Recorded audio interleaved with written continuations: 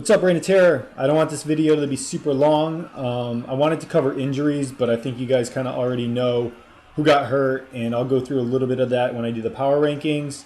New feature this year, instead of going through all the matchups, I'm going to pick one matchup, the matchup of the week for week 1 and week 2. We'll go through those, and then we'll finish off with some power rankings. All right, here's our week 1 matchup of the week. Greg's splendid team just narrowly beat out Matt's team, aka Participation Award, aka Asian with Attitude. As you can see, most of these players got what they were projected to score.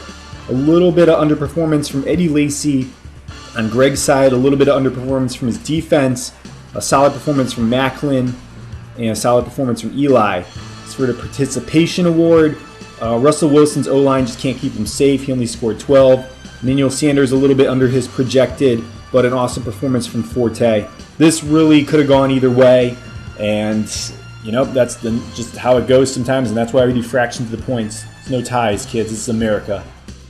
For our Week 2 featured matchup, I was tempted to put up my own narrow defeat by the Dingleberries in our battle for first place as the matchup of the week, but this matchup between Where's the Beef Brady and the Cheatin' Toms was even closer. Cheatin' Toms just narrowly beating Where's the Beef Brady. Let's see what happened. Andrew Luck, not living up his potential. His O-line can't keep him safe. Allen Robinson hasn't put up the numbers that Brady expected this year. He should rebound soon. Ingram, another one, has been underperforming a little bit. Good performance from Blunt, though. He had the balls to start a New England running back, and it paid off. Greg Olsen, 20 points. Very nice.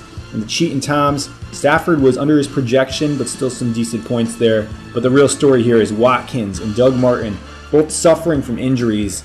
Watkins just not doing well on that foot, and Doug Martin went down. But Giovanni Bernard got him enough points to keep him in the game. So did Kyle Rudolph in the Arizona D. Cheatin' Toms narrowly defeats Where's the Beef Brady. So for power rankings this year, I'm using a new system yet again because it's too hard to go through 14 teams and pick out individual players and see what tier they're in. So I'm doing an average of the power rankings for Fantasy Pros, for Yahoo, for another site. I'm factoring in points for, how well the team's done so far. And then I'm adding my own element for how much potential they has. I'm looking at people's benches. I'm looking at players who are injured and might be coming back. And that's kind of like a tiebreaker kind of thing for when two teams are really close. I can add a couple points that way.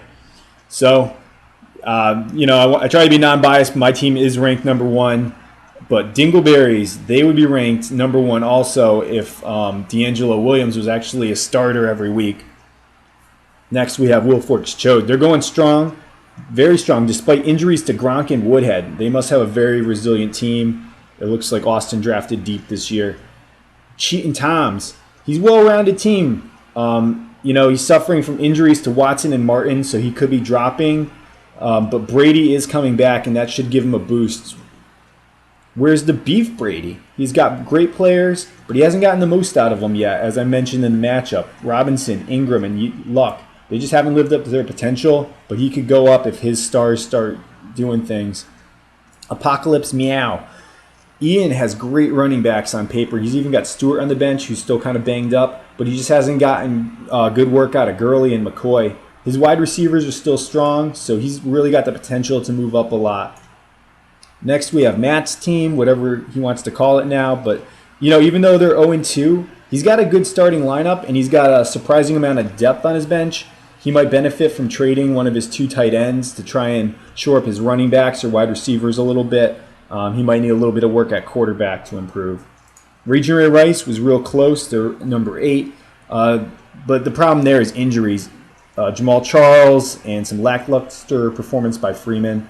Other than that, though, he's got really strong wide receivers and a good quarterback in Rivers. I'd say he's got the potential to bounce back. We'll see. Charles should be returning this week. The Peekaboo Crew.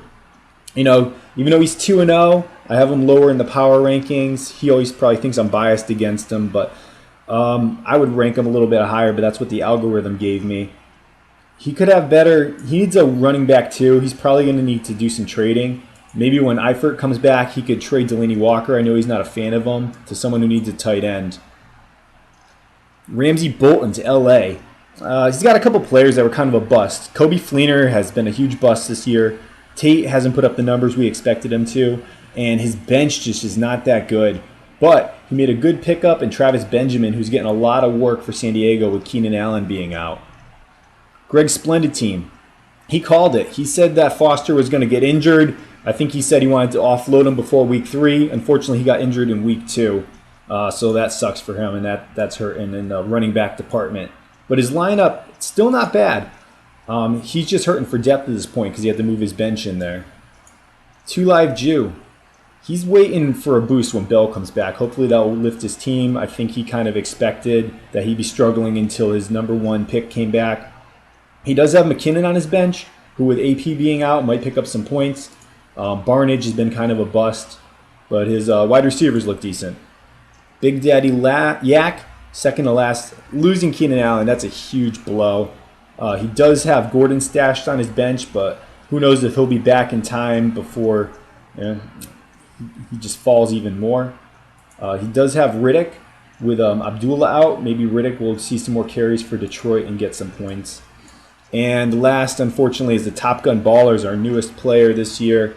It's been a big disappointment having AP. Even before he was injured, he wasn't putting up a lot of points, and I know he drafted him pretty high. And Moncrief is now also out.